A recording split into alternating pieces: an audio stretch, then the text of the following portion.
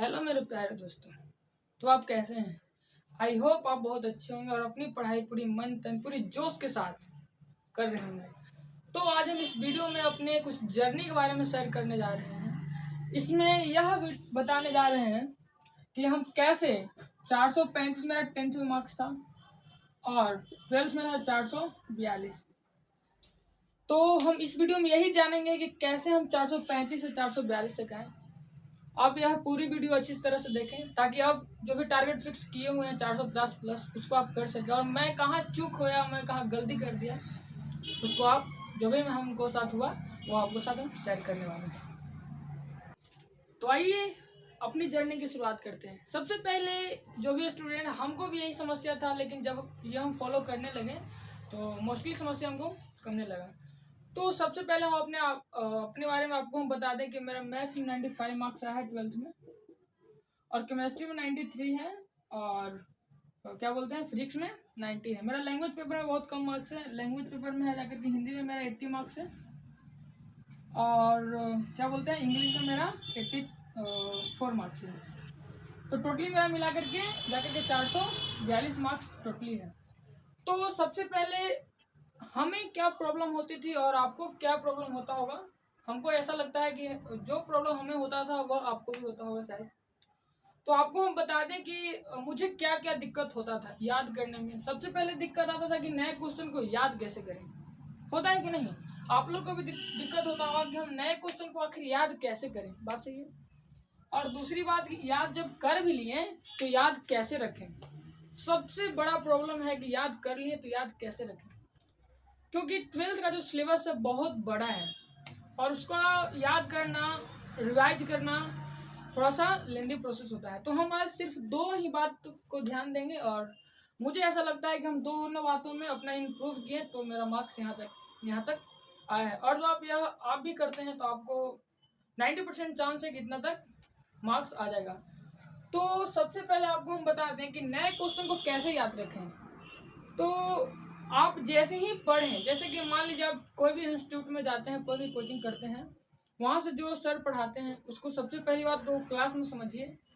नहीं समझ में आया तो सर से डॉट पूछिए, और डॉट पूछ लिए, आप समझ भी गए तो घर पे आइए। जस्ट जैसे ही घर पे आइए और अपना मान लीजिए कि छुट्टी हुआ, खाना फिर आए घर पे खाएं, और जस्ट तुरंत उसको जो सर बताए हैं उसको रिवीजन कर लिए। रिवीजन किए, उसको 2-3 बार याद करने की कोशिश किए। जब याद हो गया कम से कम 50% तो क्लास में ही याद हो जाएगा, मतलब ध्यान से आप देखिएगा तो।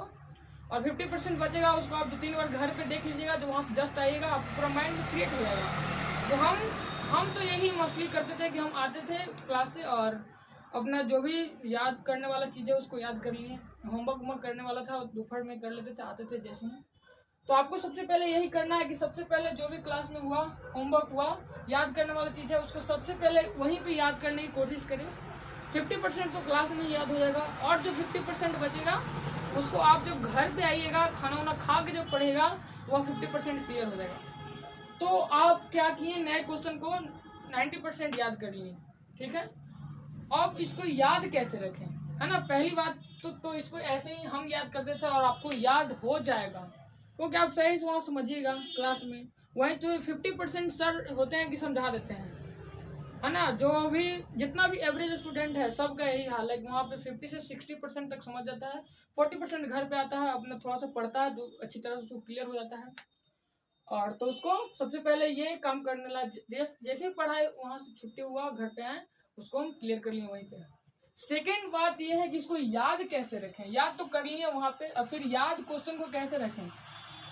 तो मुझे जहाँ तक लगता है हमको, जैसे हम याद रखते थे तो हम क्या करते थे कि मान लीजिए कि आज हमको बताएं क्वेश्चन में, मान लीजिए कि आवेश क्या है ना, बताएं कि आवेश क्या है और आवेश के इसके प्रकार को बताएं। तो हम क्या करते थे कि हम चार्ट में जो भी मान लीजिए इलेक्ट्रोस्टैट चालू है तो जितना भी जो भी इलेक्ट्रोस्टैट में यूनिट होता है उसको हम सभी क्वेश्चन वाइज क्वेश्चन में बना लेते थे। पहला क्वेश्चन, दूसरा क्वेश्चन, ऐसे करके एक चार्ट बना लेते थे। तीसरा क्वेश्चन, है ना।